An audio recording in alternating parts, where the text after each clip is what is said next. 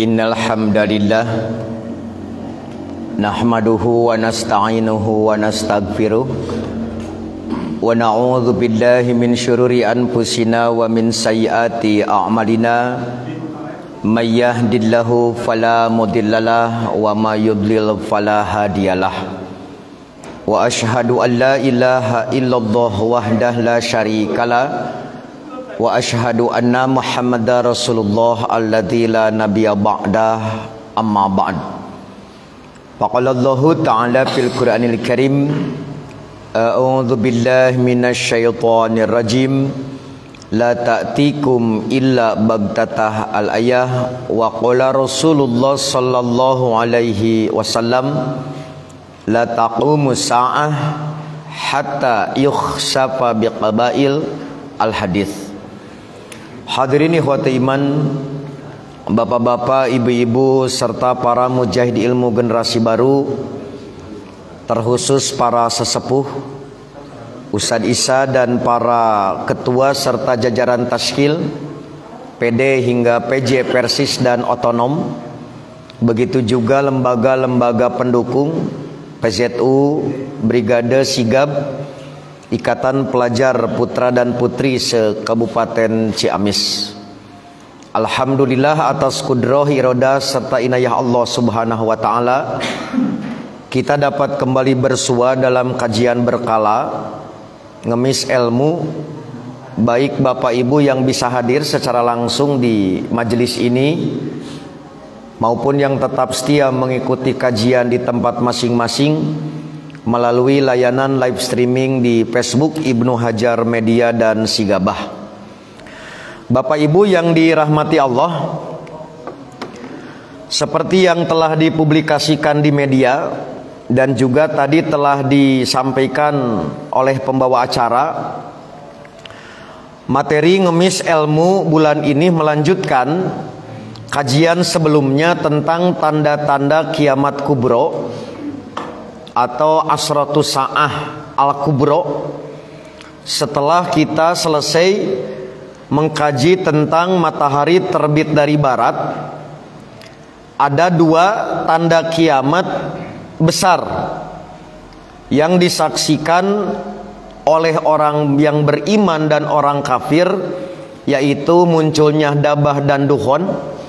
Tetapi kita tunda dulu itu, kita loncat kepada tiga tanda yang hanya disaksikan oleh orang kafir karena orang mukminnya semua telah wafat,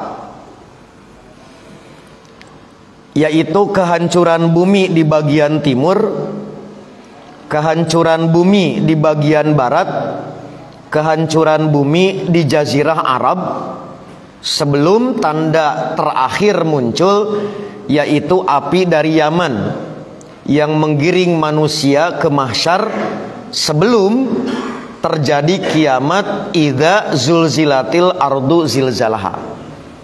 Jadi ini adalah tanda-tanda kiamat sehingga masih terjadi di beberapa wilayah, bukan seluruh muka bumi.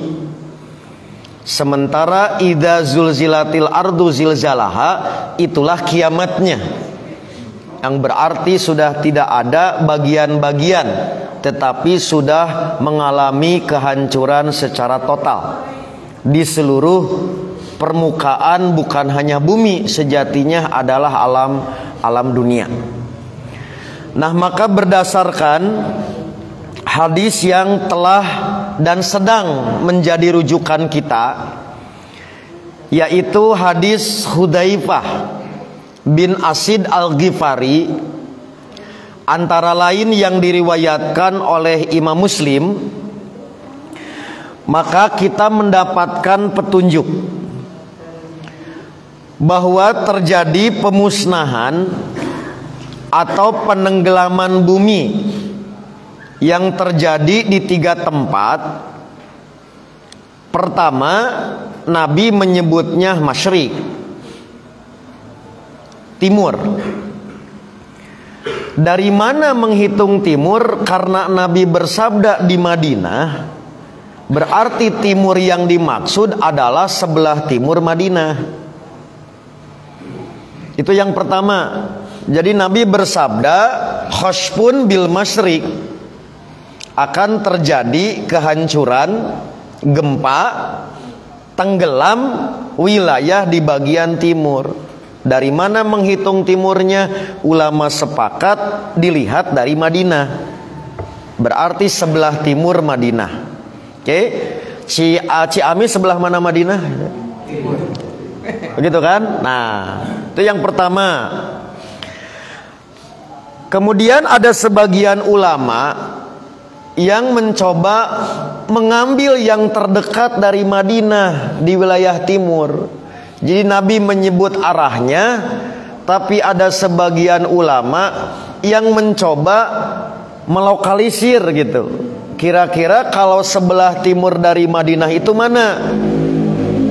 Maka sebagian ulama menyebut Irak, terutama ibu kotanya Basroh gitu. Ini kalau membanding dengan sabda Nabi yang diriwayatkan cukup panjang Bapak Ibu, dan hadis ini tidak terlalu populer di kita karena memang kita jarang mencermati. Jadi gini Bapak Ibu, kan kalau kita membicarakan kiamat, fokus kita kepada kehancurannya. Bahasa budak Ciamis mah kanaderna gitu. Tapi proses yang mengawali min asroti sa'ahnya ini kan jarang mendapat perhatian. Sehingga mohon maaf yang sebesar-besarnya, karena cara pandang kita yang demikian, seolah-olah kalau terjadi banyak gempa itu seperti kejadian alam biasa, bukan menjadi rangkaian dari tanda-tanda kehancuran. Karena yang terbentuk di kita adalah kejadiannya yang disebut kiamat. Pikiran alam semesta kita yang disebut pikiran sekuler terkadang lebih dominan. Maka disebutnya peristiwa alam biasa. Banjir biasa gitu, gunung meletus biasa. Nah, inilah yang terkadang hadis-hadis yang demikian, ketika sudah demikian nampak oleh Nabi disabdakan, luput dari perhatian. Padahal tidak jual ujug-ujug langsung hancur. Nah, inilah yang saya maksud, bahwa 10 tanda kiamat ada yang disaksikan oleh mukmin dan kafir, ada yang mukminnya sudah tidak ada. Berarti dalam konteks hadis Hudzaifah bin Asid ini, saat peristiwa ini hanya orang kafir. Karena Nabi tidak menyebutkan kapan, berarti kita tidak boleh menentukan waktu. Karena Nabi hanya menerangkan sifat kejadian. Jadi maksud saya, bagaimana Ciamis yang akan datang kalau tadi sepakat sebelah timur dari Madinah, maka jangan sampai ada anak cucu kita yang ikut menyaksikan. Berarti kafir. Gagal berarti proses pendidikan keluarga kita. Lamun ayah dulur orang, budak orang, inci orang menyaksikan kejadian ini. Nah, itu catatan yang pertama yang ingin disampaikan. Yang dimaksud kehancuran bumi bagian timur, nabinya menyebut masyrik, tapi ulama kemudian mencoba di belah mana titik yang mungkin, bahasa kita titik gempanya gitu, pusat kehancurannya. Maka sebagian ulama memungkinkan itu adalah di Basroh, sekiranya merujuk kepada hadis yang disampaikan oleh Anas bin Malik. Kurang lebih begini Bapak Ibu, hadisnya panjang. Ini sekali lagi hadis-hadis yang jarang terekspos gitu di kalangan kita, tetapi tidak asing di kalangan sahabat.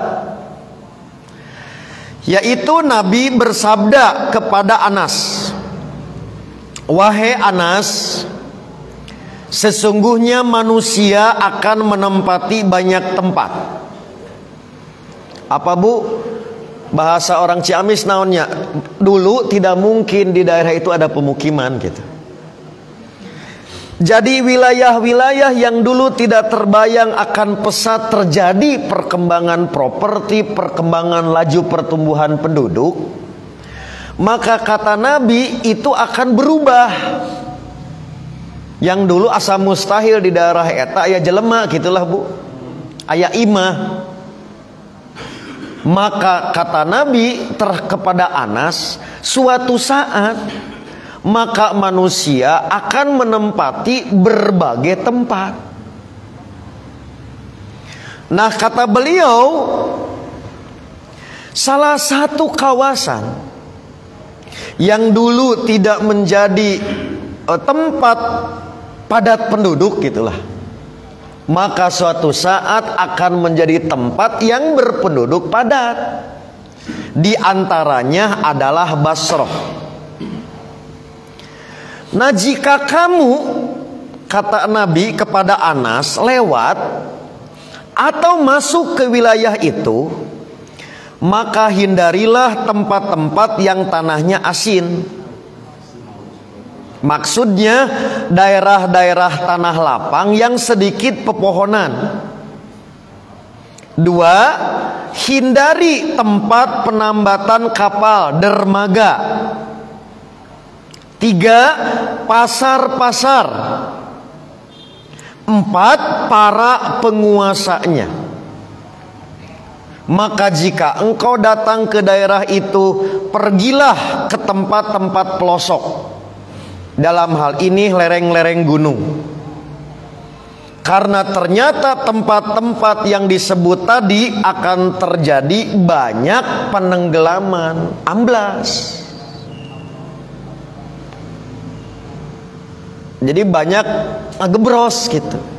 Daerah-daerah yang disebut itu bisa tadi akan juga muncul angin topan dan gempa bumi.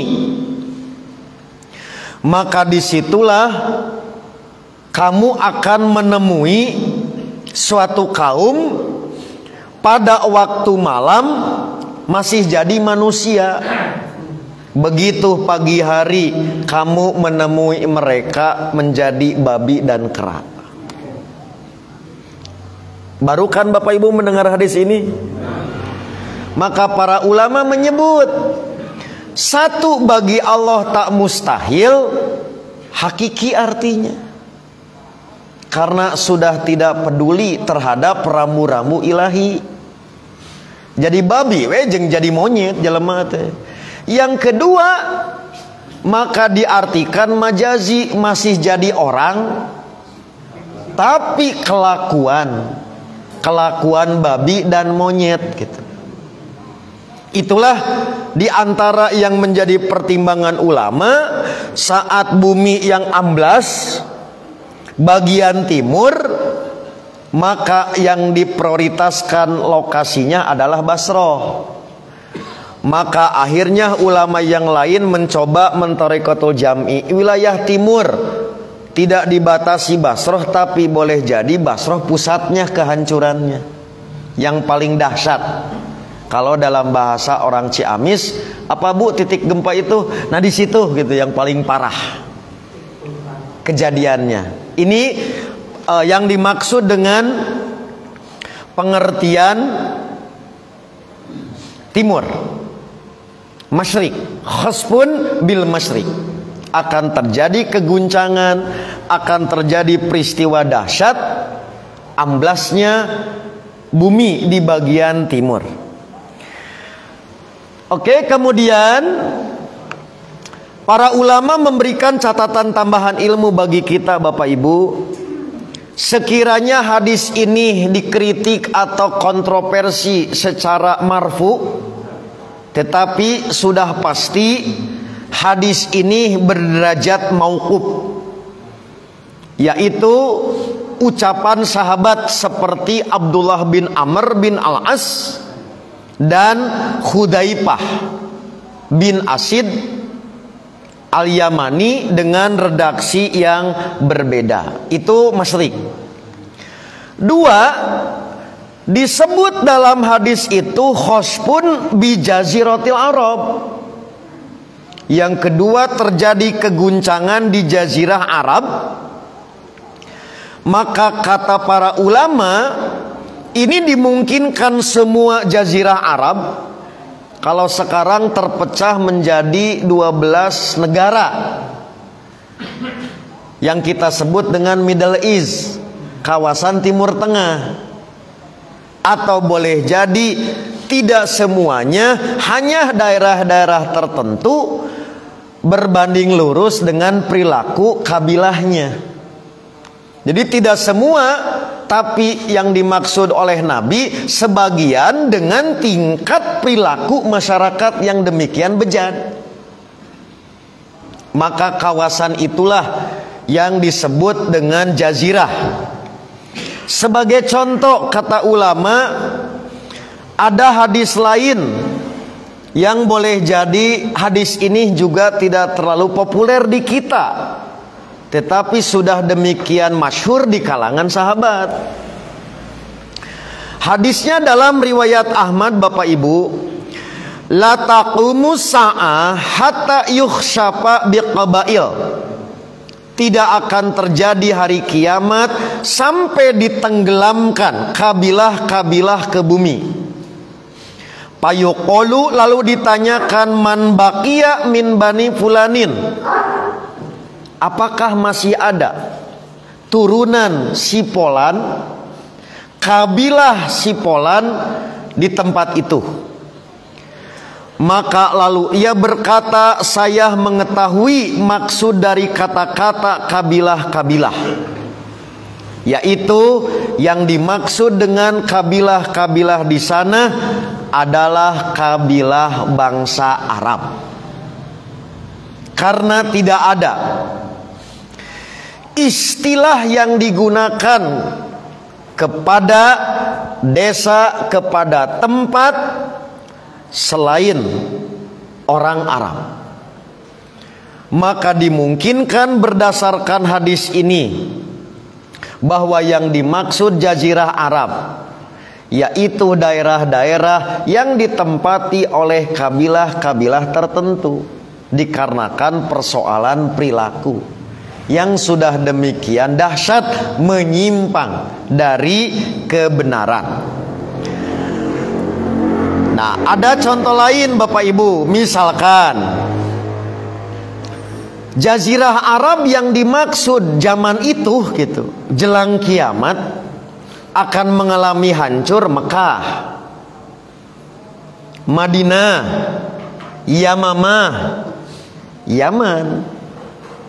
Seperti yang disampaikan oleh Imam Abdurraib Al-Munawi dalam kitabnya Faidul Qadir, Syarah Al-Jami'us Shogir. Kan Bapak Ibu lihat, terbayangkan? Jadi kejadian ini muslimnya tidak ada. Masjidil Haram masih ada tidak? Masih, tetapi sudah berubah fungsi. Ka'bahnya ada tidak?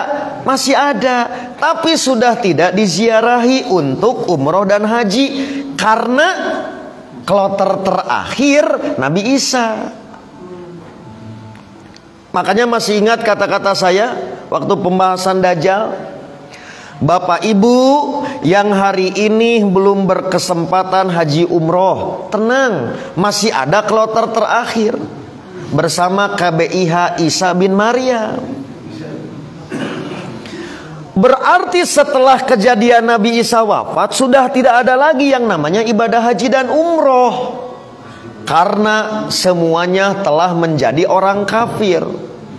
Berarti bahasa kami, Masjidil Haram dikuasai asetnya oleh orang kafir, Madinah dikuasai, Ka'bah dikuasai. Mungkin nanti saya terangkan di akhir, Ka'bahnya sudah berupa fungsi, jadi pepoyan orang Ciamis gitu. Itulah yang dimaksud. Kedahsyatan ini dikarenakan sudah terjadi pergeseran perilaku. Di kota suci masa akhir sudah tidak suci, ketika orang mukminnya sudah wafat. Maka kata Imam Al-Munawi, dari sekian banyak jazirah Arab, 4 seperti Basroh boleh jadi tidak membatasi, tapi 4 ini prioritas. Apa? Amblas. Nah itu Bapak Ibu, catatan yang dimaksud dengan khospun bi jaziratil Arab. Yang terakhir khospun bi maghrib, yaitu terjadi keguncangan di barat. Sama seperti tadi masyrik dilihat dari Madinah, maka begitu juga arah barat dilihat dari Madinah. Maka tinggal dilihat peta kawasan barat dari Madinah mana wae gitu. Ini diantara yang menjadi catatan, sama seperti jazirah, seperti masyrik. Maka sebagian ulama menyebut barat juga belum tentu semuanya, karena di situ terjadi persoalan terhadap perilaku penduduk yang demikian dahsyat di antara orang kafir bertingkat. Aya kafir super gitu, aya kafir KW gitu, aya kafir masih kababawa imitasi, tapi muslimnya yakin sudah tidak ada gitu. Mukminnya semuanya telah wafat. Nah, maka Imam As-Sun'ani memberikan catatan bagi kita bahwa penenggelaman itu terjadi pertama kali di Madinah. Maka yang tiga ini belum terjadi. Inilah yang disebut dengan min alamatin nubuwah. Belum kejadian tapi Nabi sudah mensinyalir, sudah mensinyalemen. Maka Nabi tahu dari mana, itulah wahyu, namanya min alamati nubuwah, tanda-tanda kenabian Muhammad. Mari kita lihat kenapa dihancurkan gitu. Selain tadi menyebut wilayah, oke, tapi ada yang lebih penting gitu daripada neneangan wilayahnya.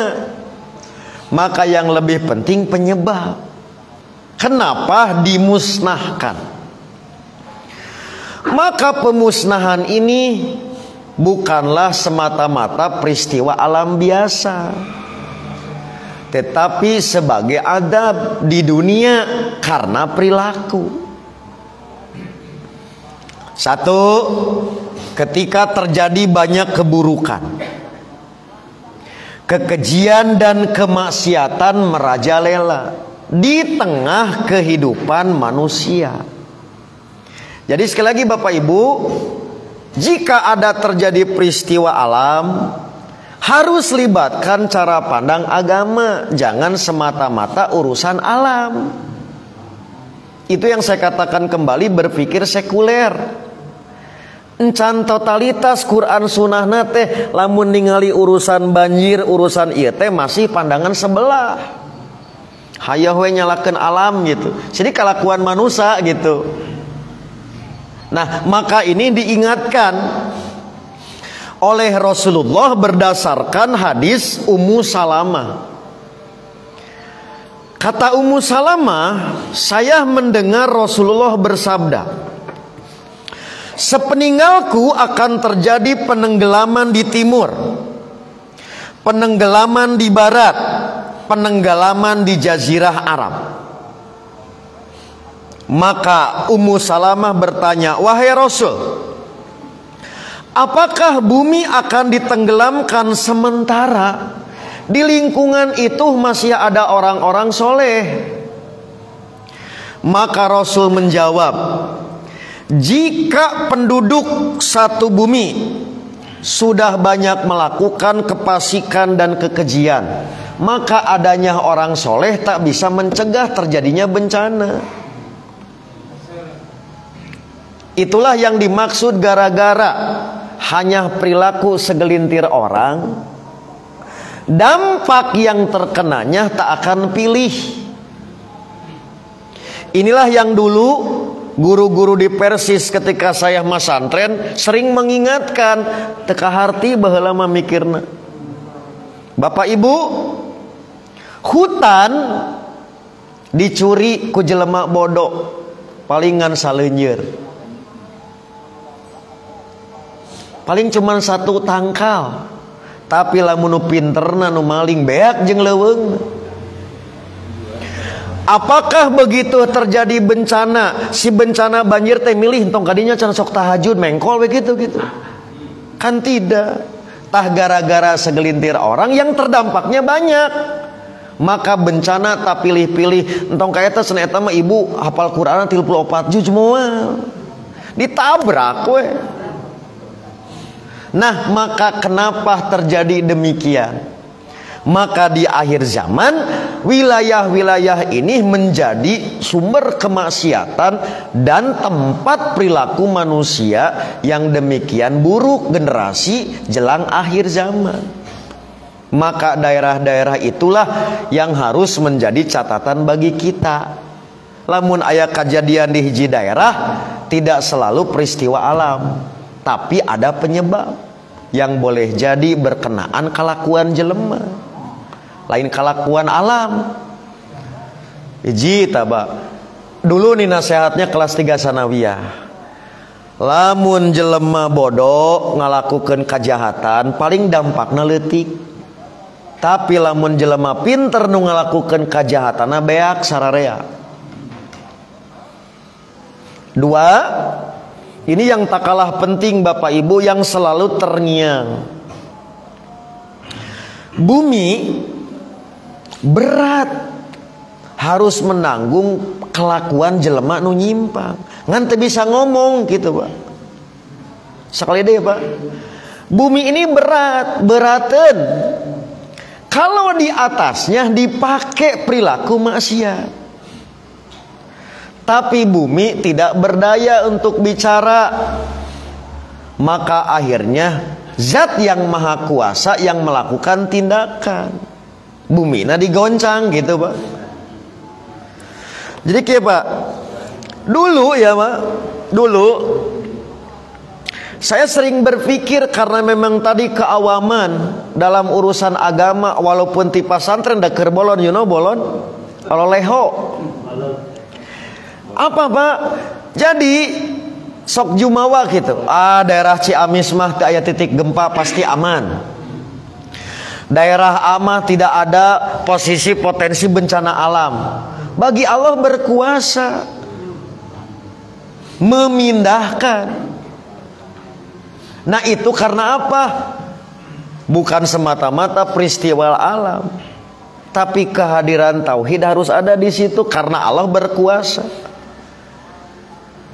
Bapak Ibu masih ingat keterangan tentang banjir Nabi Nuh yang pernah kita bahas sejarah saum Tasu'a Asyura? Oke? Kena orang Ciamis mah pala linter. Lihat Bapak Ibu. Menurut satu riwayat banjir nateh 3 bulan. Bahkan riwayat yang terlama 6 bulan. Pertanyaannya, ari jumlah China sakumaha? Anggap saja 2 benua kakeum. Di mana China? Mangga lihat peta kawasan. Jauh dari laut, jauh dari sungai. Tapi bagi Allah berkuasa mendatangkan air itu. Dari mana Pak? Tina bab dapur. Ketika tadi kastrologi disada tanur, berarti di situ tanda yang kita sebut early warning system, alarm. Maka buru-buru bawa nu soleh ke perahu. Tina mata air menjadi air bah yang lebih unik. Saatnya kamarana bawa kawalungan Ciamis. Nah, itu yang tidak mudah Pak. Jadi entong jumawa pedah orang mah aman tina gempa, teu aya uratna tadi keur bencana, bagi Allah mudah. 2 Pak, bendungan Ma'rib. Oke, jumawa dengan tingkat teknik sipil dan arsitektur, debit air sudah terukur, moal jebol sekian ratus tahun kaharep, bagi Allah mudah diretakan bendungan itu. Kunaon paretakna teh bukan persoalan teknik sipil tapi kelakuan maksiat. Nah ini kan yang tidak mudah membangun ini, karena semata-mata urusan matematik, urusan ilmu alam, urusan sains. Padahal aya kalakuan jelema nu berhubungan dengan persoalan itu. Jadi jumawa gitu sejahtera Dengan bendungan ini perairan pertanian itu jalan jumawa kan sampai kupur tersyukur adi sintreke ku Allah bendunganana jebol tepira sabaraha ya sasenti atuh nya sasenti teh awal kan akhirnya kan debit air mendorong sampai banjir seluruh kota dan negeri mudah bagi Allah.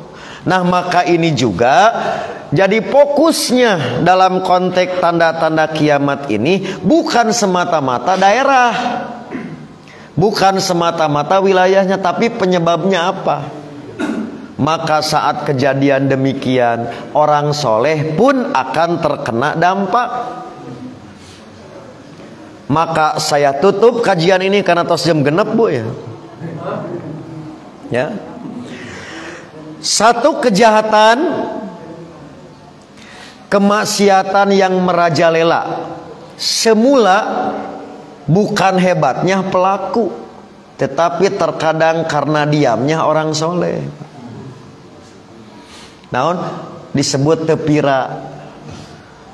Akhirnya orang yang soleh nu sararieun. Moal ka bapak ieu mah ka ibu. Kalau ibu menemukan copet di pasar, siapa yang takut? Kalau ka urang nu sieun. Harusnya kan dia yang takut, rek ngagorok wae teu wani, sampai akhirnya cari aman. Kudu nama penjahat nu sieun. Padahal bukan mereka yang hebat, tapi kita yang soleh yang jadi diam, akhirnya kita takut. Nah maka begitulah kurang lebih mengambil intisari dari beberapa hadis yang kita dapatkan berkenaan dengan pemusnahan 3 wilayah ini.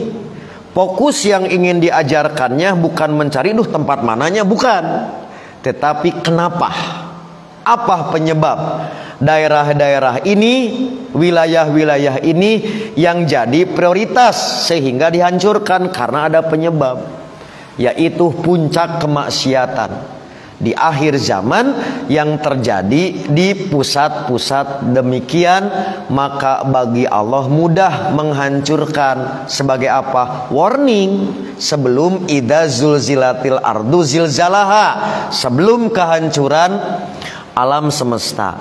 Kamarana sesana, maka orang yang masih selamat waktu itu semuanya lari ke titik kumpul yang sama. Lamun di nabab gempa mah titik evakuasi, yaitu di Yaman.